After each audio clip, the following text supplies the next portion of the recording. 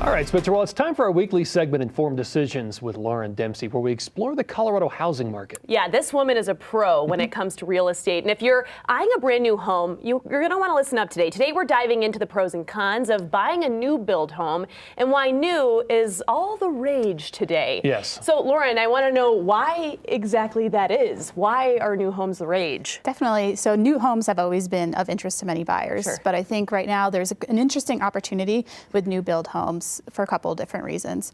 First, new builds allow you to get into a brand new home, and you can get into it with no competition, and that is something that is starting to increase here in the Denver metro area. So we're seeing a lot more buyers hit the market. The great things about new builds, though, is that they're turnkey. You move right in. They're open design, they are modern, and you don't have to make any updates. You can also enjoy a lot of efficiencies with new homes because they're built to modern code, so that you are saving some money potentially on utilities. Some new builds even come with solar as well. Right. So one of the biggest things, though, I think a huge takeaway for new build homes is that a lot of them are offering incredible rates right now. So Dream Finders Homes, they have plenty of developments across the entire metro area. You can get interest rates at 3.99%. So that is significantly lower than what you're finding in the resale market. And there's tons of opportunity right there for buyers to save some money on their monthly payment as well. There you go. So are they buying those rates down? Yes, they are. You made this this fascinating sheet of pros and cons of new and existing homes, and this is the kind of stuff you're going to get if you hire Lauryn.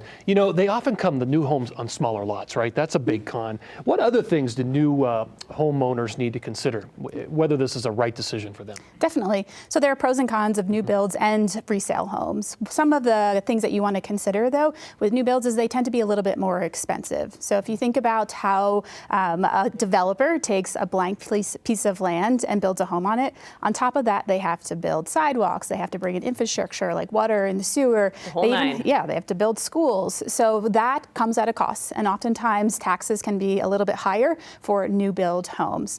One of the tricks I say for buying a new build to save some money, however, is to buy an earlier phase. As an earlier phase, you're getting into the ground floor of the new construction community. And as new phases are released, they tend to go up in price. No so doubt. You can save a little bit there. So as you mentioned, I have lots of pros and cons. Call me, text me, number on the screen. I can talk you through almost 33 different things to consider when buying new or resale homes. That's when you know she's a good agent, when she gives you her cell number to text her. That's right. And another question for you, does a buyer need an agent when it is a new build home? No, you don't Okay. need an agent. You can go buy a new build home on your own, but I think there are some considerations that you must weigh before going into the sales office. First, if you've been working with an agent, you definitely want to share that agent's name the first time you visit.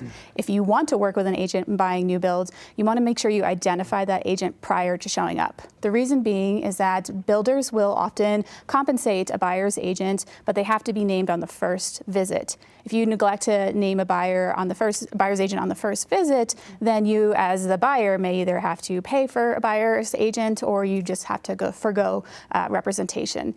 It's important to kind of consider that too, because there are different things that are different from buying a new build versus a resale.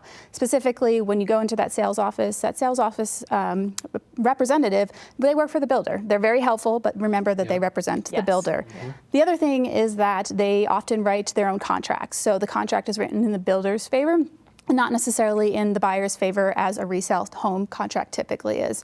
So these are just kind of the pros and cons. I would also say an agent can be really helpful evaluating the future potential of the neighborhood, maybe picking a specific lot or a different home style and what the future of the area, both the community and the surrounding area may look like too. Just in case for resale. Yeah, for sure. Yes, definitely, 100%. Awesome. Well, Lauryn, thank you so much. This was a great segment. All these things are critical, right? I mean, to determining whether this is right for you. Thanks, Lauryn, for coming in here today. Here's a little more information. You can scan the QR code and get your new build checklist today, or you can visit our website, laurendempsey.com/new-build. To successfully navigate a rapidly changing market, you can call Lauryn and her team today at the Dempsey Group, and be sure to tune in next week for another episode on Wednesday. Thank you to the Dempsey Group for sponsoring this segment.